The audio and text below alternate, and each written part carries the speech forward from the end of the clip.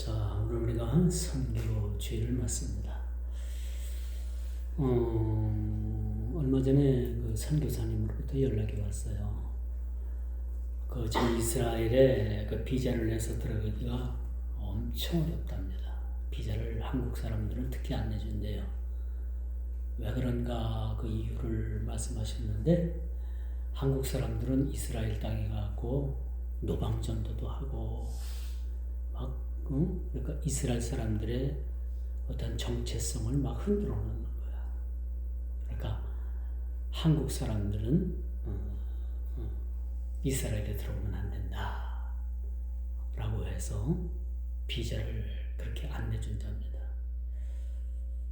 그래서 결국은 비자를 못 받고 학생 비자를 내서 그렇게 들어가려고 했는데 그것마저도 안 된답니다.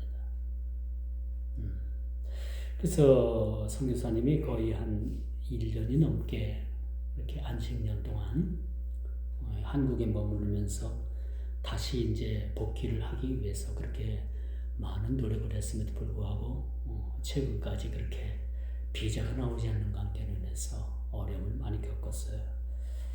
이게 더 이상 미룰 수가 없어서 우리 선교사님이 무슨 비자로 지금 이스라엘에 들어갔는가 하면은 관광 비자로 들어갔어요. 관광 비자. 이렇게 관광 비자는 웬만한 결격 사유가 없는 한 그렇게 입국 거부를 하지 않습니다. 관광 비자 최대 머무를 수 있는 체류 기간이 3개월이래요. 90일 정도. 그래서 90일간 거기서 사역을 하고 또 다른 나라로 갔다가, 그렇죠? 또 일정 기간이 돼서 다시 그 나라로 들어가야 되는 그런 번거로움이 그렇게 있는 것 같습니다. 그래서 우리가 선교사님 우리가 비자를 위해서도 우리가 참 기도해야 되지 않겠는가 그런 생각을 가져봅니다. 특별히 오늘 선교 주간, 선교 주일을 맞아서 우리가 갈 수 없으면 간 사람을 우리가 밀어주고, 그렇죠? 서포터즈 해주는 것이 우리 선교에 동참하는 그런 일이라는 생각을 가져봅니다. 그래서 우리가 매월 한 달만 한 주만 생각하는 것이 아니라 이 선교는 여러분 주님의 지상명령이에요. 너는 가서 전하라. 때를 얻든지 못 얻든지 온 천하 만국에 가서 복음을 전하고 그들에게 세례를 베풀고, 그렇죠? 그들을 가르치고 제자 삼으라라는 그런 말씀을 우리는 말씀을 통해서 그렇게 확인을 해볼 수 있습니다. 요즘 보면 세계적으로나 국내외적으로 많이 이슈가 되고 있는 것이 미국의 트럼프 대통령이 당선이 되면서 전 세계에 대한 그런 관세 폭탄을 그렇게 내렸죠. 참 관세 폭탄으로 인해서 많은 나라가 지금 많은 경제적인 그러한 걱정들을 많이 하고 있습니다. 중국의 경제가 무너지고 있어요. 중국이 미국의 물건을 만들어서 파는 양이 상당합니다. 거의 28%, 거의 30% 가까이가 미국의 물건을 팔아요. 계속해서 미국에서는 중국과 무역 적자가 일어나는 거죠. 이걸 개선하기 위해서 트럼프가 중국의 관세 전쟁을 그렇게 선포했지 않습니까? 요즘 우리가 살아가면서 어떤 이슈로 살아가요? 전쟁 이야기, 정치 이야기, 많은 다방면의 그러한 이야기, 또 이슈들을, 또 그런 관심사를 가지고 우리가 살아가는데, 참 요즘 같은 세상 우리가 가만히 생각하면 참 이런 일들을 우리가 겪고 생각하면 아주 극도로 피로감이 오지 않습니까? 정치 이야기하면 정치가들 다 싫어, 그렇죠? 누구를 막론하고 정치하는 사람들 좋아하는 사람은 없습니다. 왜?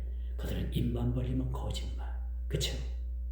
여러 가지 우리가 그 사람들을 그렇게 인정하지 않는, 또 이런 모습을 통해서 우리가 극심한 그러한 피로도의 한계를 우리가 느끼고 있다.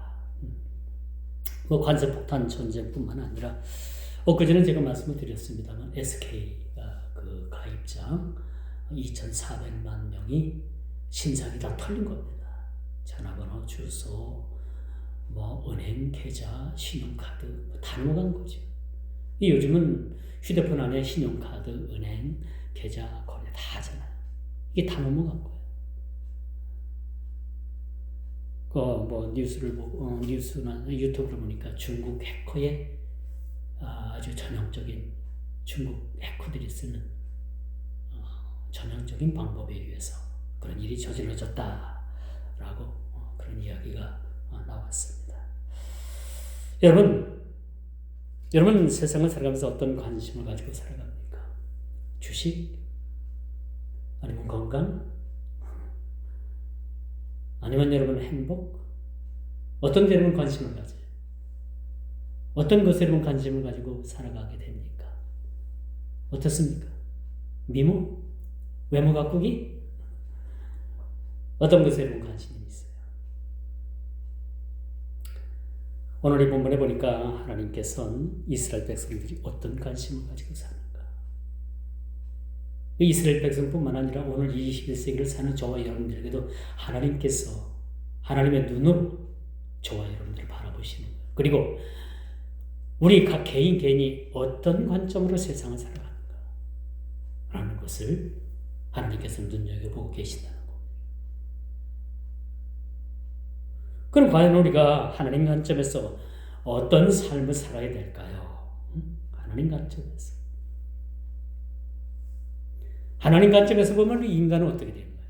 어떻게 살아야 되는 거예요? 하나님의 자녀로서 그 본분과 사명을 우리가 다하게 해야 되는 거죠. 마땅히 하나님의 자녀면 하나님 자녀로서 우리가 살아가게 되는 거예요. 이게 선택된 하나님의 백성들의 모습이라고 볼 수가 있는 거죠. 그래서 하나님의 온통 관심은요, 누구에게 있는가? 저 먼 나라 우주에 있는 건가? 아니에요. 그 먼 나라 우주에 있는 우리 그 눈을 통해서 볼 수 없는 그 이상적인 그 이후에 그 세계, 그런 것에 하나님의 관심이 있는 것이 아니라 하나님은 자기의 형상대로 지음받은 사랑하는 그 자신의 자녀를 관심을 갖게 되는 거예요. 여러분 뱃속에서 여러분 배보다 나은 자식을 관심을 많이 갖잖아요. 근데 여러분 자녀가 아닌 타인에 대해서 여러분들이 관심을 많이 갖나요? 솔직히 덜 갖죠. 이웃에 대해서 관심을 가져요. 그렇지만 내 자녀, 내 배에서 나온 내 자식만큼은 관심 가지 않는다는 거예요. 하나님도 마찬가지입니다. 온통 하나님의 관심은 어디에 있는가? 우리 사람에게 있어요. 인간에게 있어요. 하나님께서 하나님이 형상대로 지음받은 인간에게 있다는 거죠. 그 인간 중에서도 누구예요? 하나님께서 선택한 하나님의 백성에 대해서 관심이에요. 오늘 본문대로 말씀을 드리자면 구약으로 말하자면 하나님의 선택된 누구예요? 이스라엘 백성인 거예요. 특별히 하나님께서는 이 선택된 백성들에게 관심을 가지고 계시는 거죠. 그런데 인간이 다른 데 눈을 돌린다는 거, 하나님의 자녀가 하나님의 본분을 망각하고 하나님 자녀로서 살지 않고 세상 이방 사람들보다도 더 추악한 그런 못된, 그런 잘못된 삶을 살아간다면 이건 반드시 하나님의 눈밖에 날 수밖에 없다라는 것을 우리가 보게 되는 거죠. 하나님께서는요, 출애굽을 하고 그 시내산에서 모세를 시내산으로 올라오게 해가지고 거기서 뭘 수요하시느냐? 십계명을 수요하시는 거예요. 그죠? 십계명. 여러분 십계라는 영어 봤죠? 제가 중학교 1학년인가 2학년인가 그때 십계라는 영화가 이 지방에도 이 충주에도 내려와가지고 이 십계 영화를 학교에서 20원인가 30원을 주고 단체 영화 관람을 봤어요. 이게 4시간짜리인 거래요. 1부, 2부 나눠져가지고. 그리고 아침 일찍 학교 등교해서 1시간 끝나고 오늘은 1학년, 내일은 2학년, 다음은 3학년, 뭐 학년 수가 많으니까 뭐 학년에 뭐 1학년이 보통 1000명 정도가 넘으니까 그렇게 해서 단체 영화 관람을 간. 그래서 그때 십계라는 영화를 그렇게 접하게 됐죠. 근데 이 십계명을 우리가 보더라도 첫 번째가 뭐야? 첫 번째, 나 외에 다른 신을 섬기지 말라. 우리 외우기 좋기는 1절, 하나님 외에 다른 신을 섬기지 말라 였습니다. 그렇죠? 2계명은 뭐야? 2계명. 어? 2계명. 몰라? 2계명은 바로 우상을 섬기지 말라는 거예요.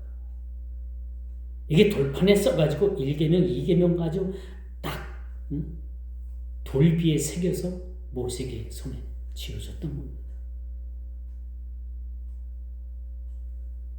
두 번째가 우상을 섬기지 말라. 외우기 좋게 뭐야?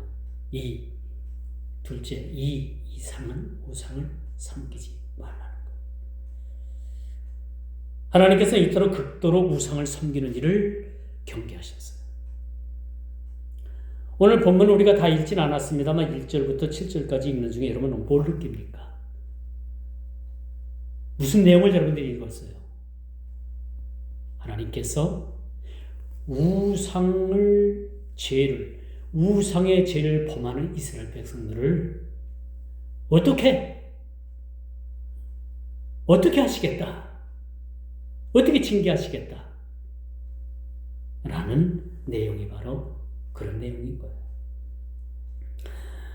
여러분, 아이러니하게도 카톨릭과 기독교는 10계명이 다릅니다. 카톨릭의 10계명, 카톨릭 천주교의 10계명이 틀리고 우리 기독교의 10계명이 틀려요.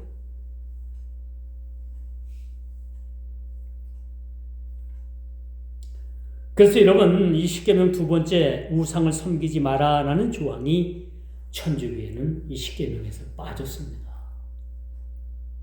빠졌어요. 우리 기독교는 정확하게 두 번째 우상을 섬기지 말라.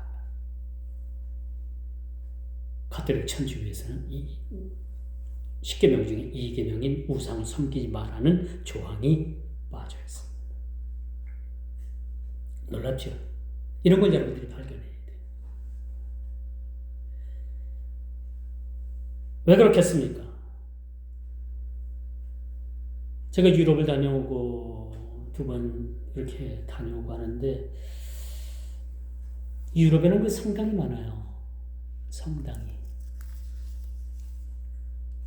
근데 유럽도 카톨릭 인구가 아주 그냥 급격하게 지금 줄어들고 있습니다. 그 자리에 이슬람이 그렇게 자리를 하고 있습니다만 그 성당을 그렇게 방문해 보면 성당이 너무너무 화려해. 그리고 그 성당 안에 불필요한 것들이 너무너무 많아. 불필요한 것들.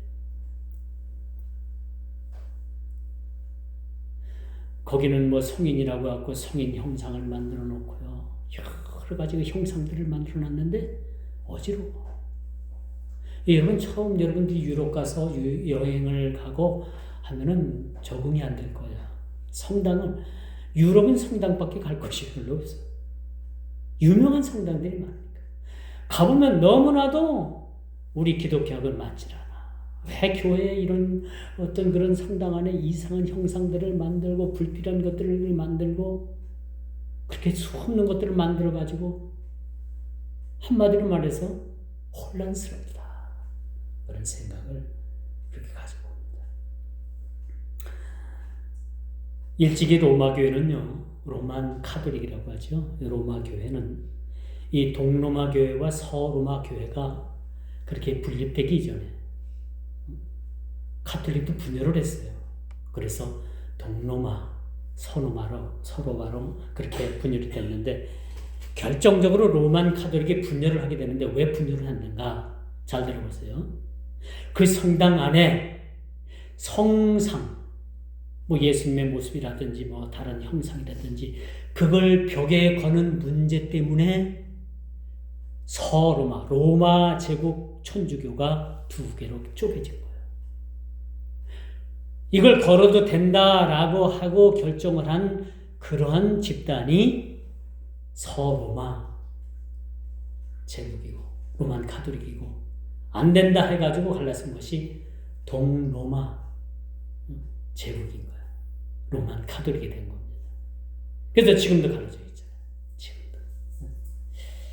이렇게 둘로 나눠졌습니다. 여러분, 우리 장로교의 창시자인 존 칼빈은요, 목사님들이 강단에서 이 가운 입잖아요. 가운 입고 목에 막 줄도 넣고, 뭐 여기 막 박사 그냥 표시도 하고 알록달록하고 마치 로마 교황 마냥 그렇게 가운을 입고 강단에 서는 목사들도 있습니다. 여러분 TV에 되면 주일 강단에 그렇게 화려한 가운을 입고 그렇게 강단에서 설교하는 목사님들이 계시는데, 이게 어디서 온 거냐? 로만 카톨릭에서 온 그런 잔재들인 거예요. 그래서 존 칼빈은요, 칼빈은 목사가 가운 입는 일에도 조차도 조심해야 된다. 저도 1년에 몇 번 안 입잖아요. 그렇죠? 절개 때만 입고. 그러니까 조심해야 돼요. 이러면 자유주의 교파 중에 감리교 같은 데는요, 루터교 같은 데는 그 목사가 가운 입고 나오는 거 봐봐요. 로만 카톨릭의 교황들이 입는 옷 같은 거 비슷한 걸 입고 나와요. 아직도 거기는 로만 카톨릭의 잔재를 걷지 못한 거예요.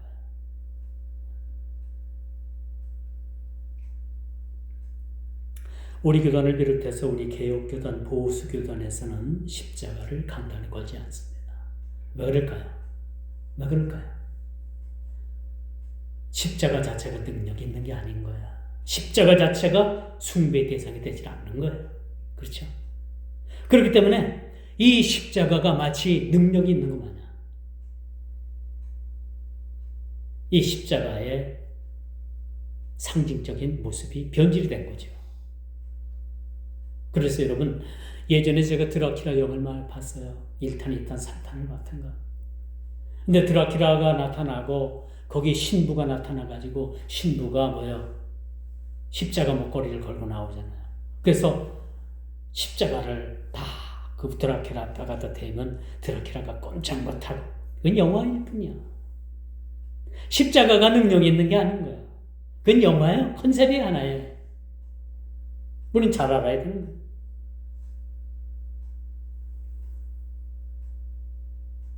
왜 제가 이런 말씀을 정확하게 여러분들에게 말씀을 드리냐? 까딱하면 우리가 예수를 잘 믿는다고 하면서도 우리의 삶 가운데, 우리의 신앙생활 가운데 우상으로 빠져들 수 있는 것이 많이 있다는 걸 우리가 알아야 되는 거예요. 제가 자주 말씀을 드리잖아요. 무엇이든지 하나님보다 더 위에 있으면 그게 뭐다? 우상인 거야. 그게 기준이에요, 우리. 그것이 우리 그리스도인들에게 기준이 뭐냐? 무엇보다도 하나님보다 더 위에 놓는 것이 우상이다.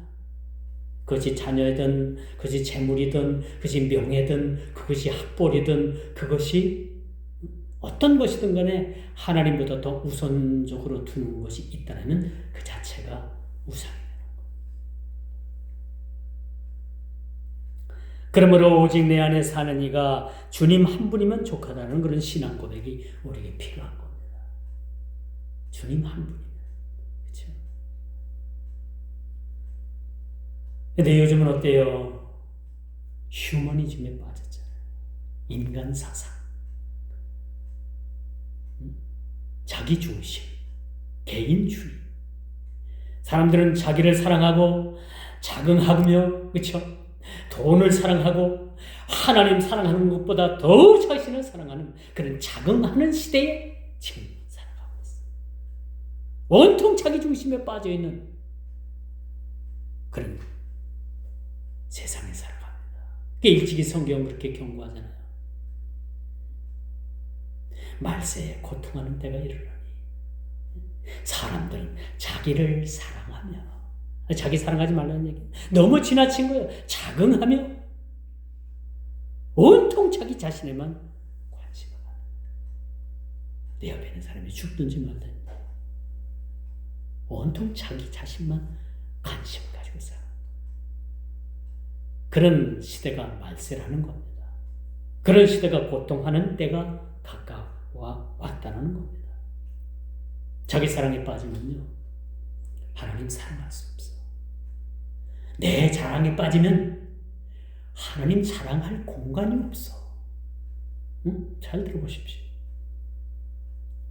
내 자랑에 가득 차면은요, 하나님 자랑할 공간 없다니까. 이 자기 자랑에 빠지고 마는 거야. 내가 과거에 어떤 사람이었고, 내 학벌이 어떻게 되고, 내가 과거에 어떤 그런 자리에 있었고, 그런 자랑에 빠진 사람. 과거뿐이겠습니까? 현재 사는데 자기를 자긍하는 사람, 자기 자랑에 빠지면 절대 여러분 하나님을 자랑할 수가 없어요. 그렇죠? 이런 사람들을 여러분들이 경계해야 돼요. 말세에 고통하는 때가 이르면 이런 일들이 우리 주위에 비일비재하게 일어나요. 비일비재. 이것이 인간의 휴머니즘, 인간 사상들. 그래서 여러분, 마지막 때가 되면 인간은 자기 자신을 극도로 사랑하고 자긍하고 자랑하고 숭배합니다. 자기 자신을 숭배하는 거예요. 이 또한 이것이 우상 숭배가 되는 거죠. 우린 다 하나님의 종들이에요. 종입니다. 목사도 종, 여러분들도 종. 그 오늘이 꽤 무슨 국대 떡볶이 무슨 대표가 주님의 종이라니까 그걸 가지고 시비를 걸더라고요. 그 양반은 종이라는 그 근본 원을 모르기 때문에. 주님의 종이 뭡니까? 대접받는 것이 주님의 종입니까? 그 사람들은, 그분은 그렇게 해석을 하더라고요. 그게 아니야. 종이라는 거 둘러서, 헬라어로 둘러서 종인 거. 종은 뭐예요? 노비입니다. 노예예요. 주인이 밥 먹을 동안에 한 상에 앉아서 밥을 먹을 수 없는, 주인이 허락해야지만이 그 식사를 할 수 있는, 주인이 죽으라고 하면 죽는 자리까지 가는 것이 노예고 종이고 노인. 이런 일 감당할 수 있겠어요? 많은 종이라고 하면서 우리가 상전이 되고 우리가 주인이 된 적이 얼마나 많아요, 여러분. 우리 사는 동안에. 우리 쉽게 말하잖아요. 쉽게 우리 찬양도 하잖아요. 누구는 주의 종일세. 그렇게 쉽게 찬양을 하지만 실제적으로 주의 종이 되어버리는 얘기입니다. 종은 비참한 그런 신분입니다. 이렇게 섬길 수가 있겠습니까? 근데 이스라엘 백성들은 어땠어요? 이스라엘 백성들. 자기들은 선민입니다. 선택된 하나님의 백성들이었습니다. 그런 자긍심 속에, 그런 자랑 속에서 그 자체가 우상이 되었다는 것을 우리는 보게 되는 거죠. 그러므로 우리 그리스도인으로서 마땅히 지향해야 될 것이 뭐냐? 가장 낮은 자리에서, 가장 천한 자리에서 예수님께서 실제적으로 보여주셨잖아요. 이 땅의 가장 천한 자리까지 그분이 내려오셨잖아요. 어디 보면 짐승이 먹는 구유에 누워져 있을까? 구유통 알잖아요. 옛날에 시골에는 큰 나무를 가지고 그걸 파가지고 이 구유를 만들었잖아요. 소 밥통을 만든 거예요. 짐승의 밥통을 만든 거죠. 거기에 누이셨다고 해서 얼마나 비참한 자리까지 내려가겠습니까? 우리가 아무리 없이 살아도 가축이 그렇게 있는 그런 축사 안에서 그 가축이 먹는 먹이통 안에 아기가 그 아기를 누일 수는 없잖아요. 근데 예수님은 그렇게 가장 비천한 모습으로 이 땅에 오셨다는 거죠.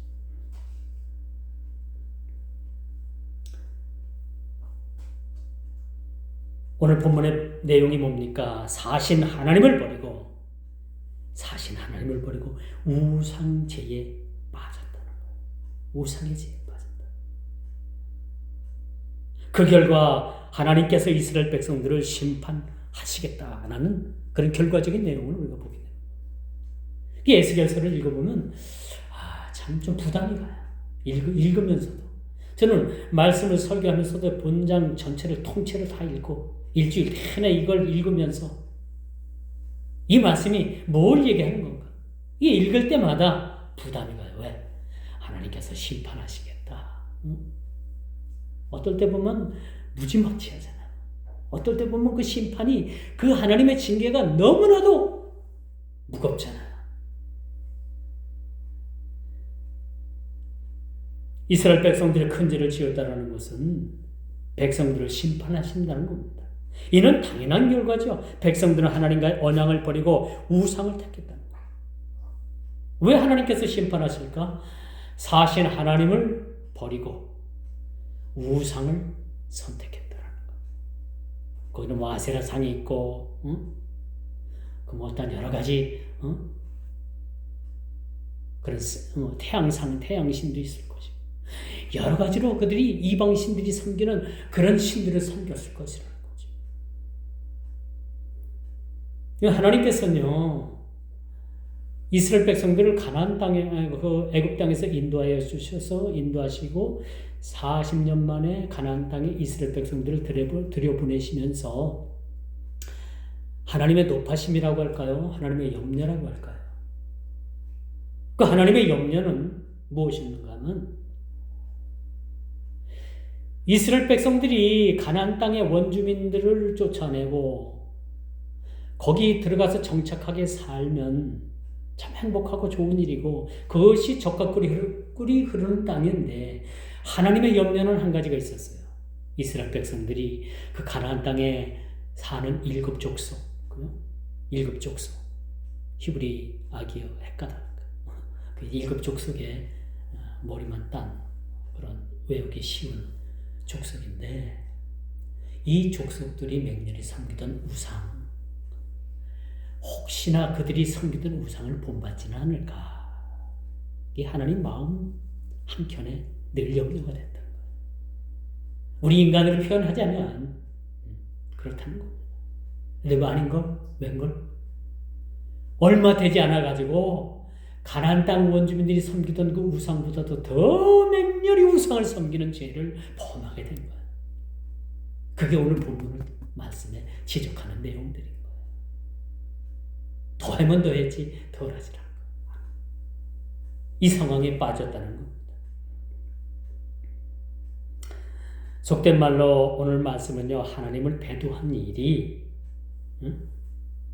짐작컨대 마지막 때에는 믿는 모양을 가져서나 믿는 모양의 경건의 능력을 믿음의 능력을 잃어버린 자들과 별반 다를 것이 없지 않을까 하는 생각을 가져봅니다.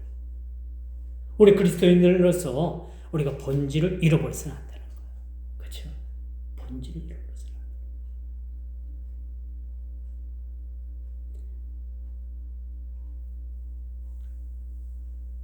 그런데 여러분, 언제나 인간의 마음속에는 배도하는 마음이 기본적으로 깔려 있는 것 같아요. 시기하는 마음, 질투하는 마음, 그렇죠? 사촌이 땅을 사면 배가 아픈 거. 이게 언제나 인간 속 이 마음 속에는요, 왜 저 사람은 되고 나는 안 되지? 왜 하나님은 되고 나는 안 됩니까? 라는 그런 늘 그런 물음이 진행되게 돼요. 그게 뭐냐면 그런 생각이 언제부터 이렇게 잉태했냐면 아담과 하와를 하나님께서 만드시고 에덴 동산에 두셨을 때 거기 살게 했었을 때 동산의 중앙에 있는 그 실과나무 선악을 알게 하는 나무 거기에 많은 너희들이 만지지도 말고 먹지도 말고 쳐다보지도 말고 이거 하나만 하나님께서 경계하도록 만들어서 주셨어요. 그리고 나머지 다 허용한 거야. 복숭아를 따먹든지 사과를 따먹든지 바나나를 따먹든지 뭐 파인애플을 따먹든지. 그런데 그 두 인간의 마음속엔 뭐가 생겼느냐? 참 악하죠. 이 사람을 본 뒤부터 마음이 악한 거예요. 선하지 않아요. 왜 하나님께서 이 선악과는 하나님은 되고 우리는 안 됩니까? 왜 우리에게 그것을 금기시켜 놓았습니까? 여기에 대한 불만이 쌓이기 시작을 한 거예요. 왜 하나님께서는 되고 우리는 안 되나? 그렇게 불만을 토로했을 때, 가지고 있을 때 누가 찾아와요?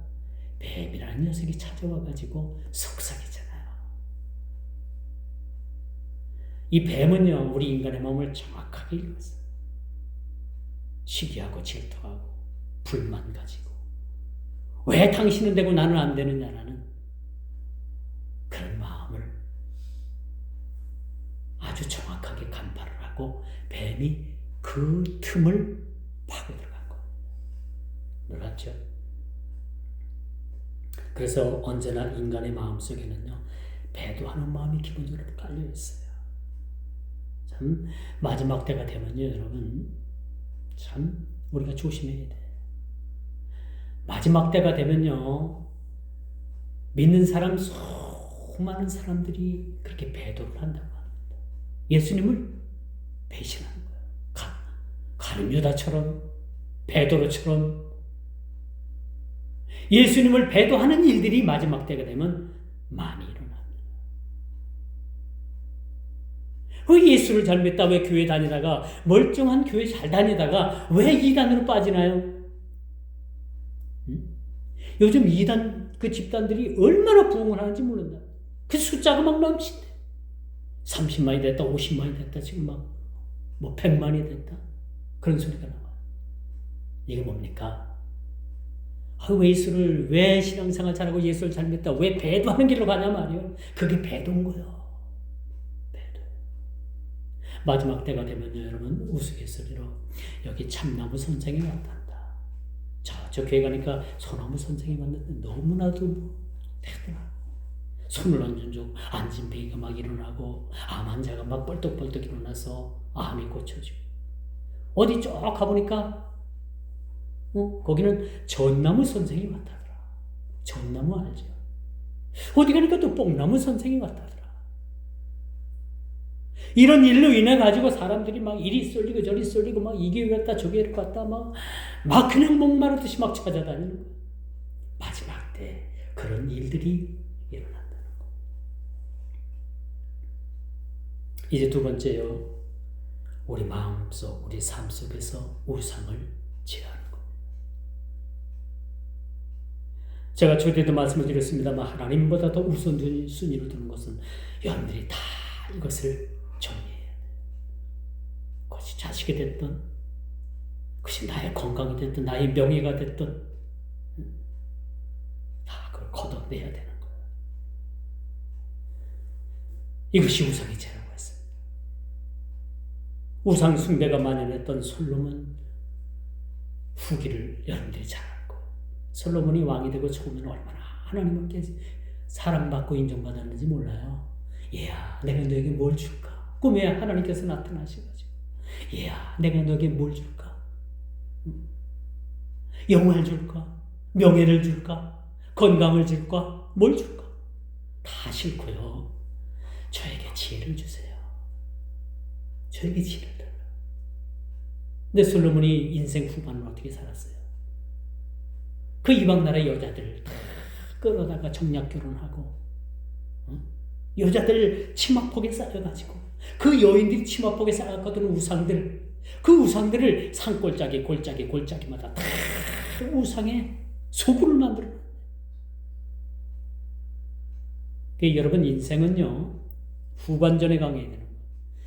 인생 전반전에 뭐 여러분들이 어떻게 살았든 간에 그렇게 중요하지 않아요. 인생 후반전 여러분 잘 살아야 돼. 눈 똑바로 뜨고 정신 똑바로 차려야 돼. 인생 전반전 여러분 잘 살았다고 해서 인생 후반전이 보장되어 있는 게 아니에요. 인생 전반전 잘못 살아도 여러분 인생 후반전 눈 똑바로 뜨고 정신 똑바로 차리고 예수 잘 믿고 똑바로 살아야 돼요. 그래야지만 여러분들에게 희망이 있습니다. 솔로몬 같은 꼴이 나지 않는 거예요. 그래야지만. 솔로몬의 인생 전반전을 잘 살았어요. 인생 후반전이 그 솔로몬으로 인해 가지고, 그 죄악으로 인해 가지고 솔로몬 사후 이후에 나라가 두 동강이 나버리잖아요. 제가 몇 년 전에 일본을 갔는데요.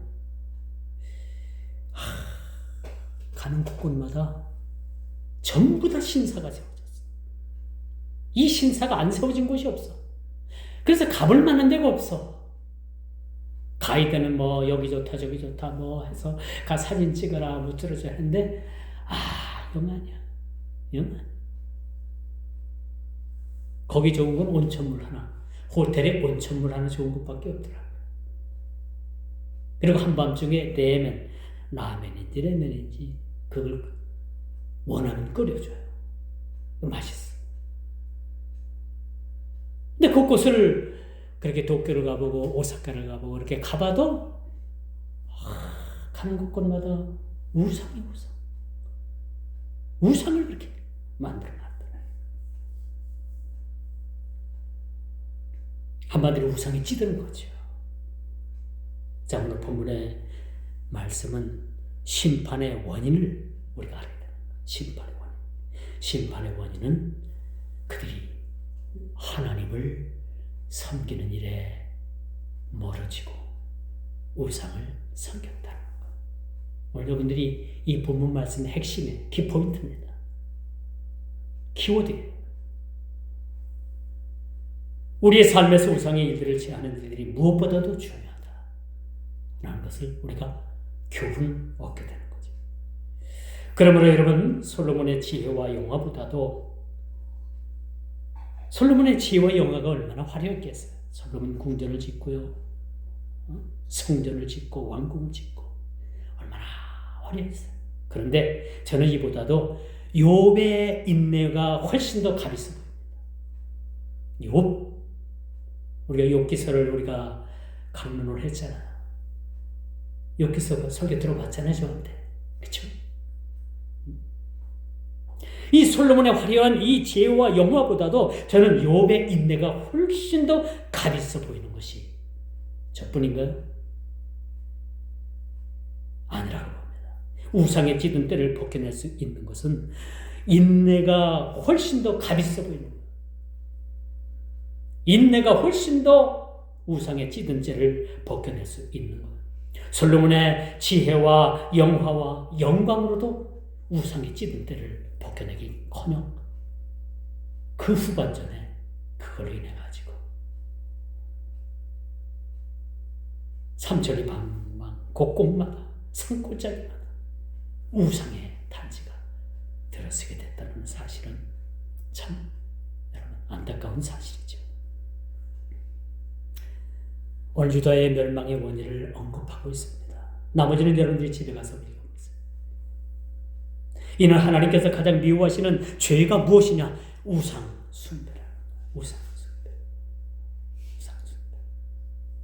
큰 바위에 가서 바다에 큰 형상을 만들어 놓고 그렇게 절하고, 그것도 물론 우상입니다. 근데 여러분들이 또 잊어먹을까 봐 제가 반복하는 거예요. 우상이 뭐냐? 무조건적으로 여하튼 하나님보다도 위로 두는 게 다 우상인 거예요. 이제 마지막 세 번째 하나님의 징계는요. 이 징계의 궁극적인 목적이 무엇일까? 왜 그들을 징계해야만 했을까? 첫째, 유다의 죄를 묻기 위해서 징계라는 카드를 하나님께서 꺼내 드셨죠. 이는 백성들로 하여금 깨닫게 하기 위한 일하는 거예요. 하나님의 징계받지 않고 하나님께 돌아오는 자, 이게 복 있는 자예요. 제가 시골교회에서 목회할 때 어느 여집사님이 목사님 그래도요 하나님께 매 맞고 신앙생활하는 게 더 은혜스럽지요. 아이고 맞아봐 된통 안 맞아서 그렇지 매 한번 맞아봐. 하는 사업 다 날아가 있는 자식 다 하나님께서 데려가시고 마지막 정신 못 차리니까 자기 몸을 쳐가지고 죽기 일보 직전까지 가는 이런 매를 마저가 그 매 맞는 게 은혜스럽다고요? 천만에요. 신앙생활 잘한다는 것은 매 맞지 않고 예수 잘 믿는 게 은혜인 거예요. 물론 매 맞고 돌아오는 것도 은혜입니다. 매를 맞고 돌아오면 뭐예요? 짐승과 똑같은 거지. 짐승도 매를 다 때리고 채찍으로 때리면 그 주인이 원하는 곳으로 인도되잖아. 이렇게 신앙생활 할 겁니까? 아니잖아요.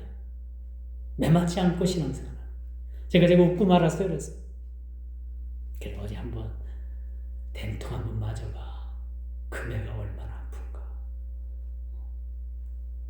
그 얘기까지 못했죠.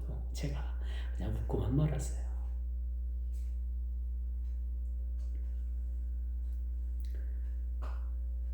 또 한 가지 하나님께서는 징계를 내리시는데 그렇다면 왜? 뭐나 지금까지 그렇게 살아도 아무 하나님께서 반응도 없고 지금까지 잘 살았는데 아니에요. 하나님의 인내심은 여러분들이 간과해서는 안 돼. 여러분들이 계산하는 시간하고 하나님께서 계산하는 시간은 전혀 다른다는 얘기입니다. 오늘 하나님의 징계가 없고 하나님의 심판이 없다고 해서 이 징계가 유보된 것인가? 아니면 심판의 이 징계가 무용론이 되는 것인가? 절대 아니옵시다. 하나님께서는 정확히 하나님의 시간대가 되면 정확하게 하나님의 일을 행하시는 분이 하나님이시고, 왜 하나님께서 길도록 인내하고 계시느냐 그러면 우리가 그토록 그릇되게 살고 우리가 그토록 우상을 섬기고 그렇게 우리가 신앙에서 떠난 삶을 살아도 여전까지 우리 삶에 아무것도 일어나지 않았는데, 그렇다고 해서 하나님께서 심판의 무용론을 우리가 얘기할 수가 있을까요? 아니죠. 그게 아닌 거예요. 반드시 하나님께서는 그 일에 대해서 돌아오지 않으면, 돌이키지 않으면, 제자리로 돌아오지 않으면 심판하시는 거예요.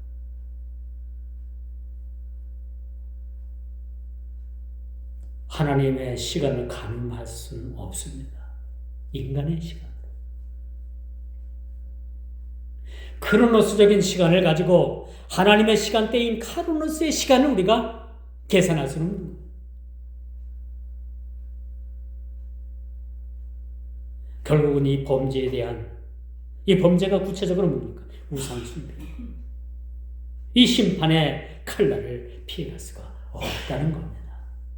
자, 이제 말씀의 결론을 맺을게요. 이런 와중에도 불구하고 여러분, 하나님께서는요, 그렇게 심판 중에 이스라엘 백성들을 그렇게 완전히 초토화시키고 핵폭탄을 떨어뜨려가지고 이스라엘 백성들이 하나도 남지 않은 이 지구상의 멸망, 아무도 없는 것 같아도 하나님께서는 노아에게 배를 만들으라고 해서 방주를 만들고, 하나님께서 거기서 뭐예요? 남은 자를 하나님께서 방주에 태우시잖아요. 이런 하나님의 심판에도 불구하고 하나님께서는 이 하나님의 구원을 통해서 그 남은 자를 보호할 것이라는 말씀을 오늘 6장에서 그렇게 말씀해주고, 남은 자. 그 남은 자가 누구예요? 오늘날 예수를 잘 믿는 사람들, 그런 사람을 저는 남은 자라고 이야기하고 싶어요. 수많은 세상에, 여러분 이 지구상에 수많은 사람들이 예수 믿는 것 같아도 그 중에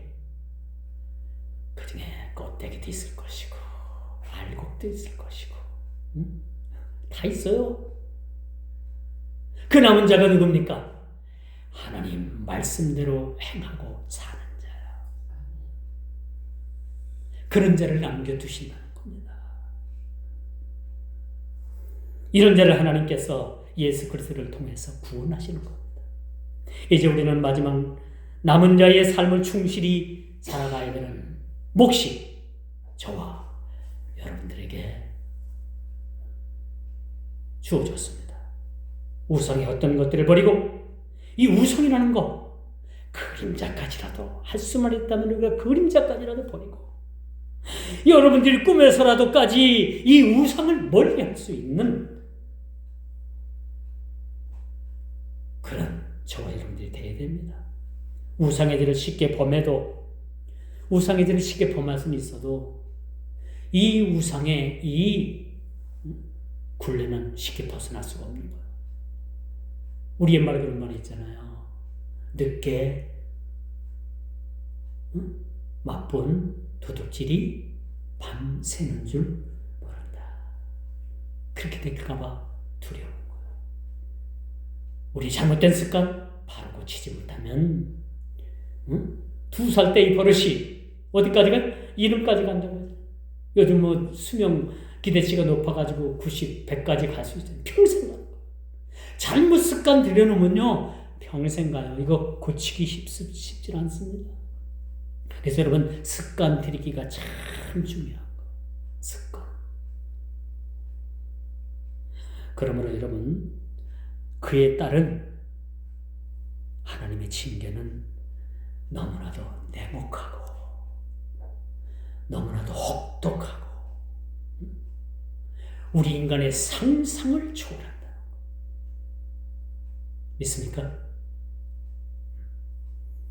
기도하겠습니다. 좋으신 아버지 하나님, 이렇게 에스겔서 6장의 말씀을 우리가 살펴보면서 행여나 하나님보다도 사랑한 것은 내 마음속에 없었는지 우리 주님을 믿느라고 하면서도 여전히 내 자랑으로 내 생각으로 내가 주인이 되어서 내 중심으로 살아진 않았는지 우리 자신을 돌아보게 하시고 하나님의 심판과 하나님의 징계는 우리 인간의 시간대로 계산할 수 없는 그런 냉혹하고 혹독한 것이라는 것을 우리가 잘 깨달아 주님 오시는 그날까지 우리가 우상의 죄에 빠지지 아니하고 자긍하지 아니하며 자기 자랑에 빠지지 않는 그러한 믿음의 성도들이 다 되게 하여 주옵소서.